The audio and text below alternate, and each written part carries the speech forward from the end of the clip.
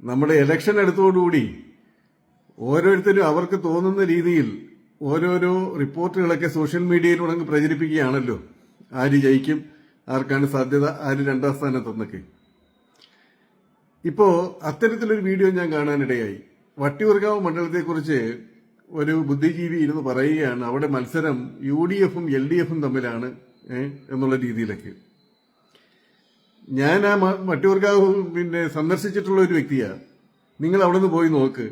മുരളീധരൻ ചിത്രത്തിലില്ല. അവിടെ മത്സരം ശ്രീലേഖയും പ്രശാന്തും തമ്മിലാണ്.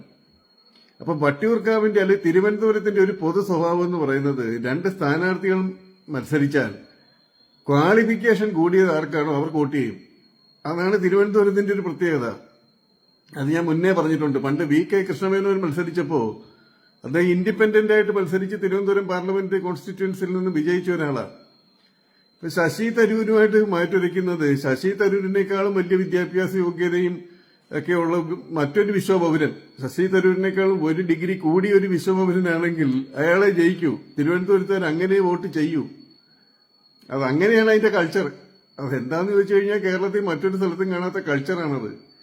അതുകൊണ്ട് ശ്രീലേഖ IPSനെ ആളുകൾ വോട്ട് ചെയ്യൂ. അക്കാര്യത്തിൽ മാറ്റമൊന്നുമില്ല.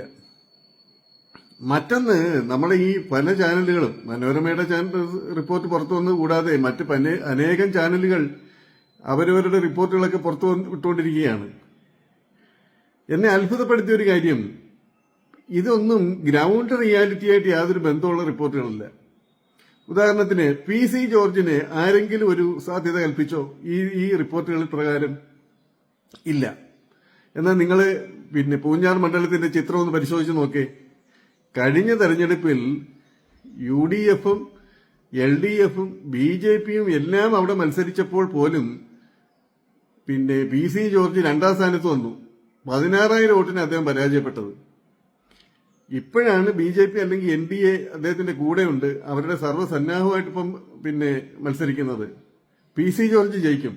ഏതെങ്കിലും ഒരു റിപ്പോർട്ടുകാർ ഇത് ചൂണ്ടിക്കാണിച്ചോ? കാസർഗോഡ് നോക്കൂ. കാസർഗോഡ് ലീഡ് ചെയ്യുന്നത് ഇപ്പൊ NDA ആണ്.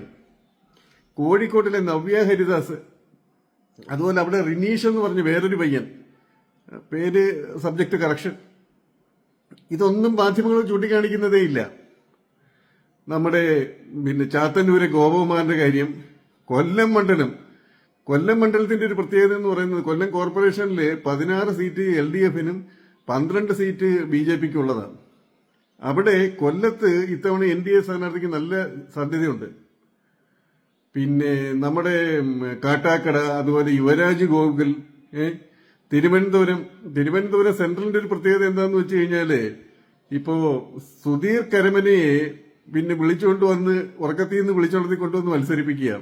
ഇതൊന്നും ജനങ്ങളെ അക്സെപ്റ്റ് ചെയ്തില്ലെന്ന് മാത്രമല്ല, സുധീർ കരമനയെ അവിടുത്തെ നേരത്തെ ഉണ്ടായിരുന്ന ഒരു നേതാവ് തോൽപ്പിക്കും.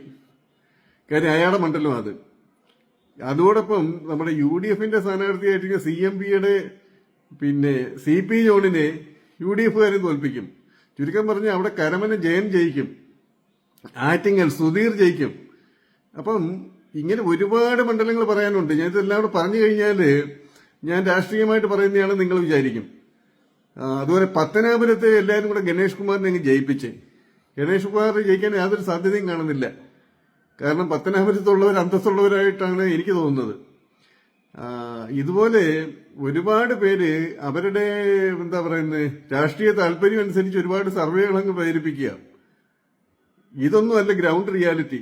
ഗ്രൗണ്ട് റിയാലിറ്റി അറിയണമെങ്കിൽ നിങ്ങൾ ഒരു മണ്ഡലത്തിൽ പോയി അവിടെ 4 ആൾക്കാർ കൂടിയിരിക്കുന്ന സ്ഥലത്ത് പോയി അവരുടെ ഇടയിലിരുന്ന് ഒരു ചായയൊക്കെ കുടിച്ച് അവരുമായിട്ട് സംസാരിച്ചെങ്കിൽ മാത്രമേ ഗ്രൗണ്ട് റിയാലിറ്റി നിങ്ങൾക്ക് മനസ്സിലാവൂ. അത്തരത്തിലുള്ള റിപ്പോർട്ടുകളാണ് ഞാൻ നിങ്ങളോട് ഈ പറയുന്നതല്ല. Thank you very much.